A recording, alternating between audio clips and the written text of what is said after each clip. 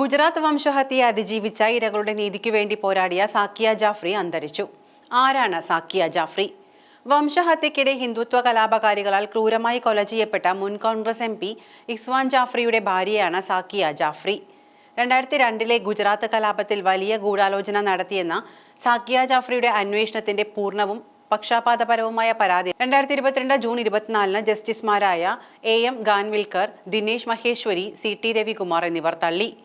ഗുൽബർഗ് സൊസൈറ്റിയിലെ അവരുടെ വസതിക്ക് നേരെയുണ്ടായ ആക്രമണത്തിന് ഇടെ കലാപത്തിൽ ശ്രീമതി ജാഫ്രിക്ക് ഭർത്താവും കോൺഗ്രസ് നേതാവുമായ ഇസ്വാൻ ജാഫ്രിയെ നഷ്ടപ്പെട്ടു.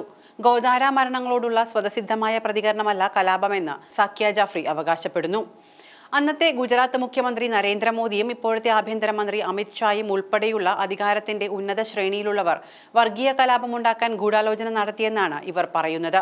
2002 തന്റെ ഭർത്താവിന്റെ മരണശേഷം തന്റെ ഗൂഢാലോചന പരാതിയെക്കുറിച്ച് സമഗ്രമായ അന്വേഷണം ആവശ്യപ്പെട്ട് സാക്കിയ ജാഫ്രി ആവർത്തിച്ച് പോലീസ് പരാതികളും വിവിധ കോടതികളിൽ ഹർജികളും നൽകിയിട്ടുണ്ട്. 2002 ഗുജറാത്ത് കലാപ സമയത്ത് ചമൻപുരിയിലെ ഇസ്ലാമികൾ താമസിക്കുന്ന ഒരു പ്രദേശമായ ഗുൽബർഗ് സൊസൈറ്റിയിൽ ഹിന്ദുക്കളുടെ ഒരു കൂട്ടം നടത്തിയ ആക്രമണമാണ് ഗുൽബർഗ് സൊസൈറ്റി കൂട്ടക്കൊല എന്നറിയപ്പെടുന്നത്. 2002 ഫെബ്രുവരി 28 ഇത് നടക്കുന്നത്. സംഭവം ഇങ്ങനെയാണ്. 2002 ഫെബ്രുവരി 27 സ്വതന്ത്ര ഇന്ത്യയുടെ ചരിത്രം മാറ്റിയ ദിവസമായിരുന്നു അത്. രാജ്യത്തെ നിയമ സംവിധാനങ്ങളെ നോക്കുകുത്തികളാക്കി വർഗീയ കലാപവാദികൾ അഴിഞ്ഞാടാൻ അവസരമുണ്ടാക്കിയ ദിവസം. അന്നായിരുന്നു ഗുജറാത്തിലെ മുസ്ലിം വിരുദ്ധ കലാപത്തിന് പ്രത്യക്ഷത്തിലുള്ള കാരണമായതെന്ന് കരുതുന്ന ഗോദ്ര സംഭവം നടന്നത്. ആയിരങ്ങൾ മതത്തിന്റെ പേരിൽ കൊല്ലപ്പെട്ട ദിവസം. അന്നായിരുന്നു ഗോദ്രയിൽ സബർമതി എക്സ്പ്രസ് ആക്രമിക്കപ്പെട്ട് 59 പേർക്ക് ജീവൻ നഷ്ടപ്പെട്ടത്.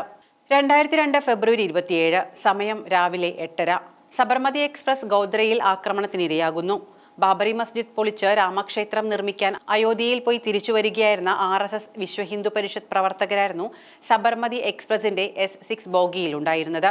അയോധ്യയിൽ വിശ്വ ഹിന്ദു പരിഷത്ത് ശ്രീരാമ ജന്മഭൂമി ക്ഷേത്രം നിർമ്മിക്കുന്നതിനായി നടത്തിയ പൂർണ്ണാഹൂതി മഹായജ്ഞത്തിൽ പങ്കെടുത്ത് തിരിച്ചുവരികയായിരുന്ന കർസേവകരായിരുന്നു സബർമതി എക്സ്പ്രസിൽ ഉണ്ടായിരുന്നത്. തീവണ്ടിയിലെ S6 കോച്ച് ആക്രമികൾ കത്തിച്ചു. 24 പുരുഷന്മാരും 15 സ്ത്രീകളും 20 കുട്ടികളും അടക്കം 59 പേരാണ് സംഭവത്തിൽ കൊല്ലപ്പെട്ടത്. ഗോദ്ര തീവണ്ടി തീവപ്പ് സംഭവത്തിന്റെ തൊട്ടടുത്ത ദിവസം വിശ്വ ഹിന്ദു പരിഷത്ത് ബന്ദ് പ്രഖ്യാപിച്ചു. പിന്നെ ഗുജറാത്ത് സാക്ഷ്യം വഹിച്ചത് കൂട്ടക്കൊലപാതകങ്ങളുടെ പരമ്പരയ്ക്കാണ്. 2002 ഫെബ്രുവരി 27 ഗോദ്ര സംഭവത്തെ തുടർന്ന് മുസ്ലിം അക്രമികൾ 3 ഹിന്ദു പെൺകുട്ടികളെ തട്ടിക്കൊണ്ടുപോയി എന്ന വ്യാജ വാർത്ത അന്തരീക്ഷത്തെ വീണ്ടും സംഘർഷത്തിലാക്കി. ഒരു തിരിച്ചടി പോലെ മുസ്ലിം സമുദായത്തിലുള്ളവർക്കെതിരെ അന്ന് വൈകിട്ടോടെ ഒറ്റതിരിഞ്ഞുള്ള ആക്രമണം തുടങ്ങി. ഗുൽബർഗ് സൊസൈറ്റി എന്ന ഒരു മുസ്ലിം ഹൗസിംഗ് കോളനി ജനക്കൂട്ടം കല്ലെറിഞ്ഞ് തകർത്ത ശേഷം തീവച്ചു. മുതിർന്ന കോൺഗ്രസ് നേതാവായ ഇസ്വാൻ ജാഫ്രി ഉൾപ്പെടെ 35 പേർ വെന്തുമരിച്ചു. 31 പേരെ സംഭവത്തെ തുടർന്ന് കാണാതാവുകയും പിന്നീട് ഇവർ മരണപ്പെട്ടുവെന്ന് സ്ഥിരീകരിക്കുകയും ചെയ്തു. ഹിന്ദു പെൺകുട്ടികളെ അക്രമികൾ തട്ടിക്കൊണ്ടുപോയി എന്ന വ്യാജ വാർത്തയായിരുന്നു തുടക്കത്തിൽ അക്രമം പടരാൻ കാരണമായി പറയപ്പെടുന്നത്. അടുത്ത ദിവസം ഗ്രാമീണ മേഖലകളിലേക്കും ആക്രമണം പടർന്നു തുടങ്ങി. പഞ്ചമഹൽ, മൊഹ്സാന, ഖേദ, ആനന്ദ്, നർമ്മദ തുടങ്ങിയ സ്ഥലങ്ങളിലേക്കും ആക്രമണം വ്യാപിച്ചു. 2002 ഫെബ്രുവരി 28 ചമൻപുരിയിലെ ഗുൽബർഗ് സൊസൈറ്റിക്ക് മുന്നിൽ ഒരു കൂട്ടം ആളുകൾ മുദ്രാവാക്യങ്ങൾ മുഴക്കിക്കൊണ്ട് തടിച്ചുകൂടുന്നു. ഹിന്ദു സമുദായത്തിലുള്ളവർ കൂടുതൽ താമസിക്കുന്ന പ്രദേശമാണ് ചമൻപുര. 29 ബംഗ്ലാവുകളും 10 ചെറിയ കെട്ടിടങ്ങളും അടങ്ങുന്നതായിരുന്നു ഗുൽബർഗ് സൊസൈറ്റി. സാമ്പത്തികമായി ഉയർന്ന നിലയിലുള്ള ജീവിതം നയിച്ചിരുന്ന മുസ്ലിം സമുദായത്തിൽപ്പെട്ടവരായിരുന്നു സൊസൈറ്റിയിലെ താമസക്കാർ. ക്ഷുഭിതരായ ജനക്കൂട്ടത്തെ കണ്ട് ഭയന്ന സൊസൈറ്റിയിലെ താമസക്കാർ മുൻ കോൺഗ്രസ് MPയും സൊസൈറ്റിയിലെ താമസക്കാരനുമായ ഇഹ്സാൻ ജാഫ്രിയുടെ വീട്ടിൽ അഭയം തേടുന്നു. ജാഫ്രി നിരവധി തവണ പോലീസിനെ ബന്ധപ്പെടാൻ ശ്രമിച്ചെങ്കിലും ഫലം കണ്ടില്ല. ഉച്ചതിരിഞ്ഞതോടെ തടിച്ചുകൂടിയ ജനക്കൂട്ടം അക്രമാസക്തമാവുകയും സൊസൈറ്റിയുടെ മതിലുകൾ തകർത്ത് വീടുകൾക്ക് തീവയ്ക്കുകയും താമസക്കാരെ ആക്രമിക്കുകയും ചെയ്യാൻ തുടങ്ങുന്നു. ആക്രമണത്തിൽ 69ഓളം ആളുകൾ കൊല്ലപ്പെട്ടു. 100 ആളുകൾക്ക് പരിക്കേറ്റു. ഇഹ്സാൻ ജാഫ്രിയെ ആക്രമികൾ ജീവനോടെ ചുട്ടുകൊന്നു.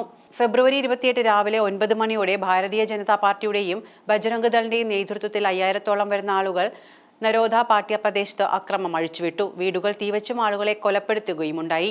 അഹമ്മദാബാദിനടുത്തുള്ള നരോദയിൽ നടന്ന ഈ കൂട്ടവംശഹത്യയാണ് നരോദ പാട്യ കൂട്ടക്കൊല. 97 മുസ്ലിങ്ങളാണ് ഇതിൽ കൊല്ലപ്പെട്ടത്.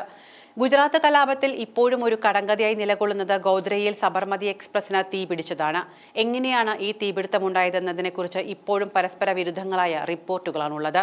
ഗുജറാത്ത് കലാപം അന്വേഷിക്കാൻ നിയോഗിച്ചത് ജസ്റ്റിസ് നാനാവതി കമ്മീഷനെയാണ്. മുസ്ലിം അക്രമി സംഘങ്ങളാണ് ബോഗിക്ക് തീ കൊളുത്തിയതെന്ന് കണ്ടെത്തി അന്വേഷണം അവസാനിപ്പിച്ചു. UPI സർക്കാർ 2004 അധികാരത്തിൽ വന്നപ്പോൾ ഗോദ്ര തീപിടുത്തത്തെക്കുറിച്ച് അന്വേഷിക്കാൻ അന്ന് കേന്ദ്ര റെയിൽവേ മന്ത്രിയായിരുന്ന ലാലു പ്രസാദ് യാദവ് ജസ്റ്റിസ് ബാനർജി കമ്മീഷനെ നിയമിച്ചിരുന്നു. തീ പിടിച്ചത് തീവണ്ടിക്കുള്ളിൽ നിന്ന് തന്നെയെന്നായിരുന്നു ബാനർജി കമ്മീഷന്റെ നിഗമനം. കർസേവകർ കൊണ്ടുവന്ന സ്റ്റൗവിൽ നിന്നായിരിക്കാം തീ പടർന്നതെന്നാണ് ബാനർജി കമ്മീഷൻ നിരീക്ഷിച്ചത്. പുറത്തുനിന്നും അക്രമികൾ തീരാനുള്ള സാധ്യത തള്ളിക്കളയുകയും ചെയ്തു. എന്നാൽ ഈ റിപ്പോർട്ടിലെ കണ്ടെത്തലുകൾ ഗുജറാത്ത് ഹൈക്കോടതി റദ്ദാക്കുകയായിരുന്നു. ഗോദ്രയിൽ കൊല്ലപ്പെട്ടവരുടെ മൃതദേഹങ്ങൾ പൊതുദർശനത്തിന് വയ്ക്കാൻ അനുമതി നൽകുക വഴി സർക്കാർ പ്രതികാരത്തിന് അരങ്ങൊരുക്കുകയായിരുന്നുവെന്നും ആക്ഷേപമുണ്ടായി.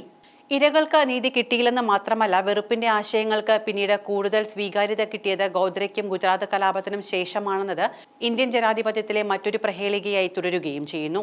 കേസിൽ 2011 മാർച്ച് 11 പ്രതികൾക്ക് പ്രത്യേക കോടതി ശിക്ഷ വിധിച്ചെങ്കിലും പിന്നീട് അത് ജീവപര്യന്തമായി കുറച്ചു. കലാപത്തെക്കുറിച്ച് അന്വേഷിക്കാൻ സുപ്രീം കോടതി നിയോഗിച്ച പ്രത്യേക അന്വേഷണ സംഘം മോദിക്ക് ക്ലീൻ ചിറ്റാണ് നൽകിയത്. കലാപത്തിനെതിരെ നിലപാടുകളെടുത്ത ആക്ടിവിസ്റ്റ് തീസ്ത, മുൻ IPS ഉദ്യോഗസ്ഥരായ RB ശ്രീകുമാർ, സഞ്ജീവ് ഭട്ട് എന്നിവർക്കെതിരെ നിശിത വിമർശനമാണ് സുപ്രീം കോടതി നടത്തിയത്. ഇവരിൽ തീസ്തയും ശ്രീകുമാറും അറസ്റ്റ് ചെയ്യപ്പെട്ടതിന് ശേഷം ജാമ്യത്തിൽ വിട്ടയക്കപ്പെട്ടു. സഞ്ജീവ് ഭട്ട് ഇപ്പോഴും തടവറയിൽ തുടരുകയാണ്. ഗുജറാത്ത് കലാപത്തിൽ കുടുംബാംഗങ്ങൾ മുഴുവൻ നഷ്ടപ്പെട്ട ബിൽക്കിസ് ബാനു നിയമ പോരാട്ടം നടത്തിയെങ്കിലും പിന്നീട് കുറ്റവാളികളെ മുഴുവൻ വിട്ടയക്കുകയാണ് ഗുജറാത്ത് സർക്കാർ ചെയ്തത്.